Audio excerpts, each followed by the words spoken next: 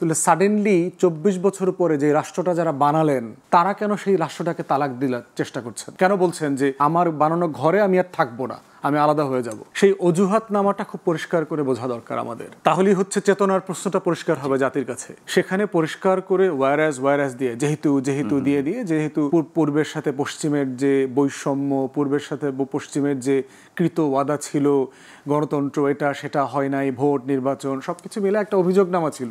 দ্বিতীয় পর্বে ছিল আকাঙ্ক্ষা আমার এই ঘোষণাপত্রে, যে আমি যে একটা নতুন দেশ বানাচ্ছি, ওই দেশ থেকে এই দেশটা আলাদা কিভাবে হবে, ভিন্ন কি হবে এটাতে। সেখানে পরিষ্কার করে বলা ছিল we the people therefore propose a free independent democratic country People's Republic of Bangladesh এই নামে হবে, যেই রাষ্ট্রটা পরিচালিত হবে তিনটা মূলনীতির উপর ভিত্তি করে: সাম্য, মানবিক মর্যাদা এবং সামাজিক সুবিচার। তাহলে আমরা যখন বারবার ৭১-এর লড়াই, মুক্তিযুদ্ধের লড়াই, অথবা আমার শত শত বছরের এই মাটির এই জমিনের যে আজাদির লড়াই ছিল, এই প্রত্যেকটা লড়াইকে যদি আপনি ২-৩টা শব্দে সামারাইজ করতে চান, সেটার অঙ্গীকার ছিল যে আমি এমন একটা রাষ্ট্র চাই যে এই রাষ্ট্রে সাম্য থাকবে, মানবিক মর্যাদা থাকবে এবং ইনসাফ থাকবে।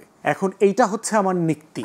তাহলে ৫৩ বছর ধরে এই দেশটা যারা শাসন করেছেন, শোষণ করেছেন, ফ্যাসিবাদ কায়েম করেছেন, তাদেরকে প্রত্যেককে তখন এই নিক্তির উপরে ভিত্তি করে চার্জশিট দিতে হবে যে তারা আসলে কি কি অপরাধে অভিযুক্ত। এবং সেই জায়গা থেকেই প্রফেসর ইউনূস বলবার চেষ্টা করেছেন যে আমরা সেই অঙ্গীকারের জায়গা থেকে সরে এসেছি। কখন থেকে সরে আসছি আপনি জিজ্ঞেস করেছেন? ইমিডিয়েটলি আফটার থেকে, একদম যুদ্ধ শেষ না হওয়া পর্যন্তই বলতে পারেন যে এখনো যুদ্ধটা ভালোভাবে শেষও হয়নি। ১৬ ডিসেম্বর তো সব জায়গায় যুদ্ধ শেষ হয়নি। কোনো যুদ্ধ আপনার একেবারে ১৯ তারিখ, ২৬ তারিখ, ডিসেম্বরের শেষ, January first week second week পর্যন্ত কোনো এলাকায় মহল্লায় যুদ্ধ হয়েছে। তাহলে সেই যে লড়াইটা আমার ছিল, সেই নতুন বাংলাদেশে জানুয়ারি মাসে কিন্তু আপনার জহির রায়হান গুম হইলেন। কোন জহির রায়হান?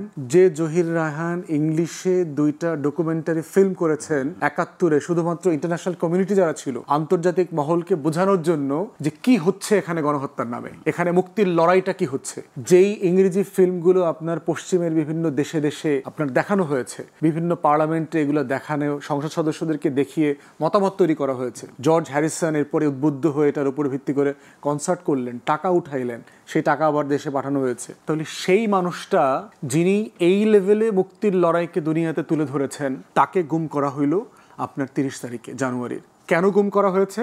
কারণ তার ভাইকে যখন ১৪ই ডিসেম্বর ৭১-এ গুম করা হয়, উঠায় নেওয়া হয়, ওইটার প্রতিবাদ জানাতে গেছেন। উনি এটা ইনভেস্টিগেশন করছিলেন এবং উনি জানতেন কারাগারের সাথে জড়িত, এবং যাদেরকে বলা হচ্ছে তারা আসলে না, উনি ফাইন্ড আউট করে ফেলেছিলেন। তাহলে গুম তো শুধু ১৬ বছরের পলিটিক্স না, যেই পলিটিক্সের ব্যাপারে আমরা আপনারা সবাই মিলে এই লড়াইটা করলাম এত বছর থেকে, যে গুম খুনের বাংলাদেশ থেকে মুক্তি চাই। তাহলে গুমটা তো আমার স্বাধীনতার প্রথম মাসে হয়ে গেল, এবং সেই গুমের বিচার কি হয়েছে?